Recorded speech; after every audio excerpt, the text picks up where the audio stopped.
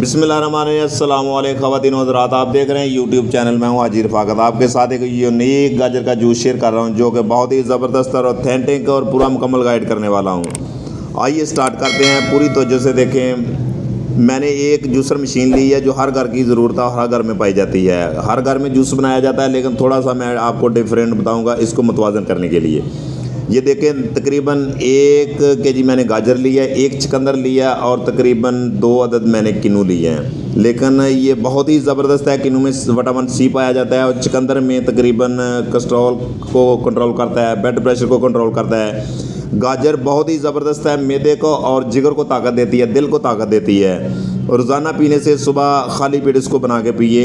ये देखें, मैं आपको सिर्फ बनाने का तरीका बता रहा हूँ, आप ख़ुद घर में बना सकते हैं और पहले भी बनाते हैं। तकरीबन 1/2 टेबल स्पून मैंने चीनी ऐड किया, तकरीबन नमक 3 टेबल स्पून, तकरीबन 3 हिस्सा मैंने चमचे का इसमें ऐड किया। ये देखें, इसको मैं हल कर रहा हूँ। जूस हमारा मुकम्मल तैयार हो चुका है। बहुत ही ज़बरदस्त, बहुत ही हेल्थी और बहुत ही ज़बरदस्त मज़ेदार, देखने में भी बहुत खूबसूरत और पीने में बहुत मज़ेदार।